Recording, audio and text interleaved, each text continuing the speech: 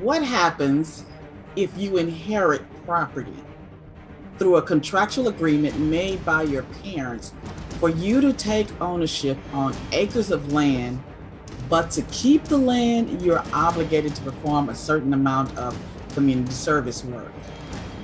Are you responsible for fulfilling that obligation in order to maintain possession of the land?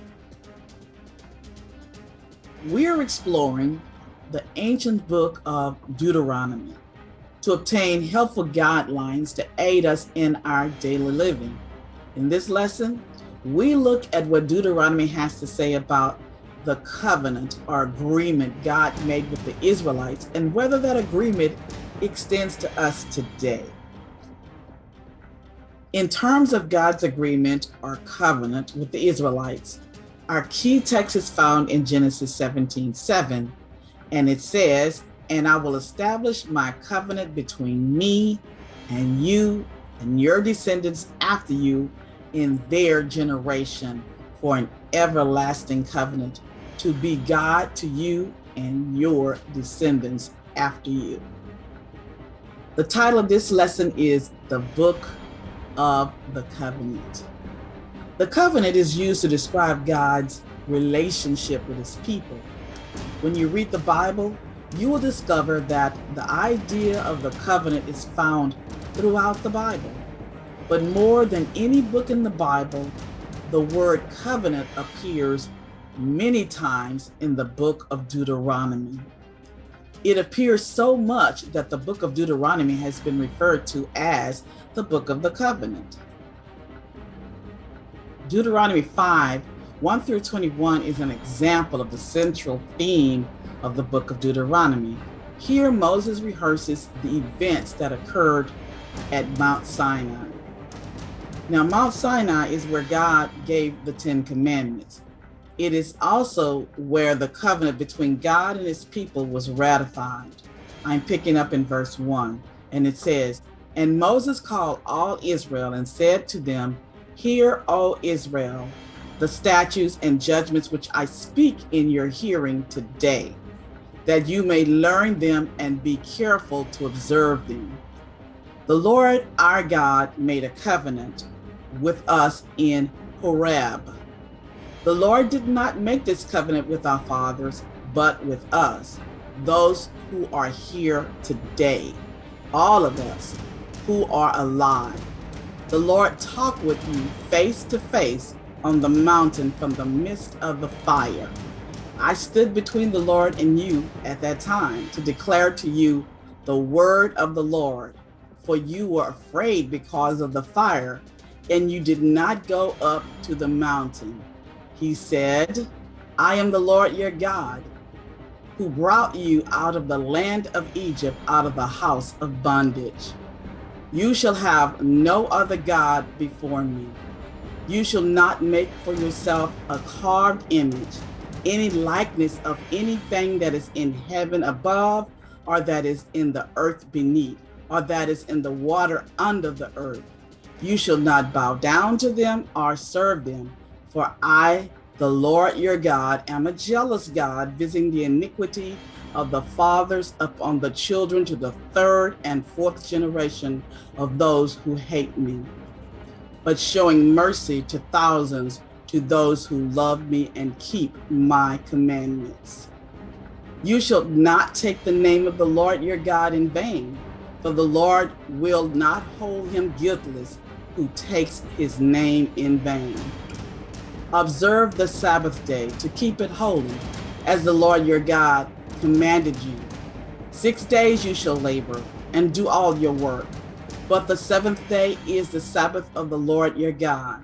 In it you shall do no work, you, nor your sons, nor your daughter, nor your male servant, nor your female servant, nor your ox, nor your donkey, nor any of your cattle, nor your stranger who is within your gates, that you, your male servant and your female servant may rest as well as you. And remember that you were a slave in the land of Egypt, And the Lord your God brought you out from there by a mighty hand and by an outstretched arm. Therefore, the Lord your God command you to keep the Sabbath day.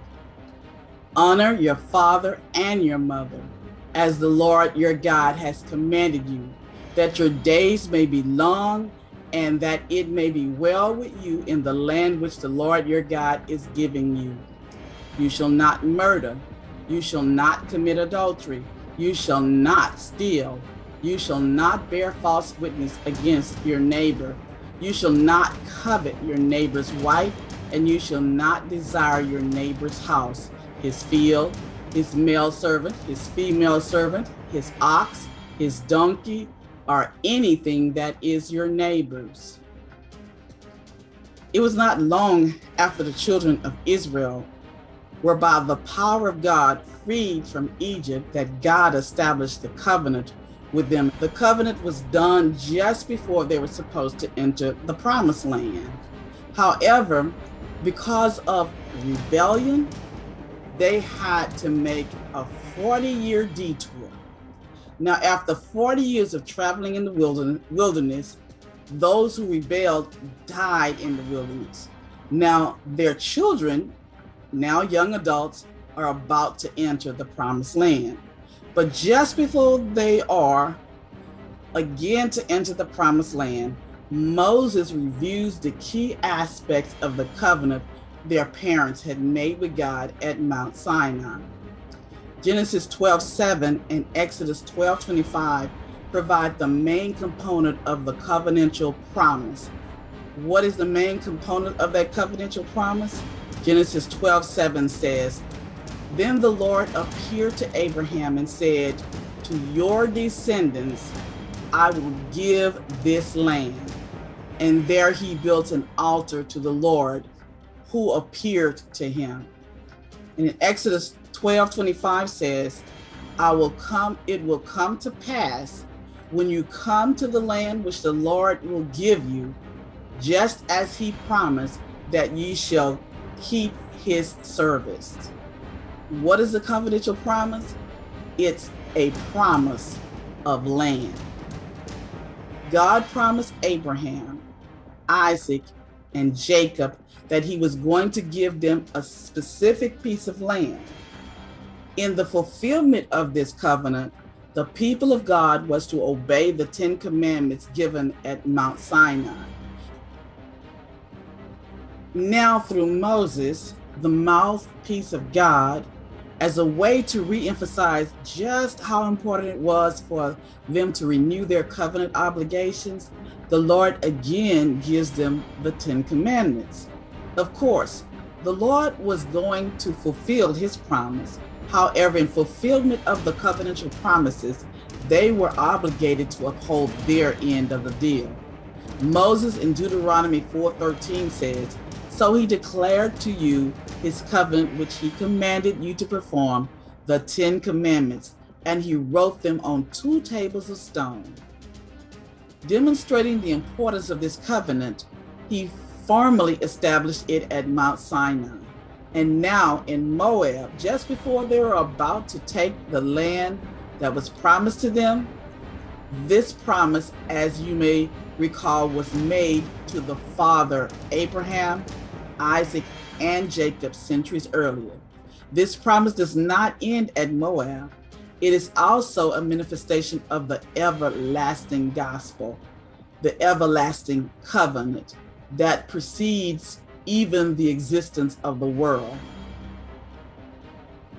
For before the foundation of the earth was laid, the Father and the Son had united in a covenant to redeem man if he should be overcome by Satan. They had clasped hands in a solemn pledge that Christ should become the surety for the human race. That's E.G. White, The Desire of Ages, page 834. In Deuteronomy 5:3, Moses states that the Lord did not make this covenant with our fathers, but with us. those who are here today, all of us who are alive. Most likely, Moses was reminding them that they should not do as the previous generation had done and fail to enter the promised land. Nevertheless, the promises and obligations no longer rested on their parents. They were gone. The promise now rested on them. Why were the Israelites considered God's special people? Find out in part 5, his special people.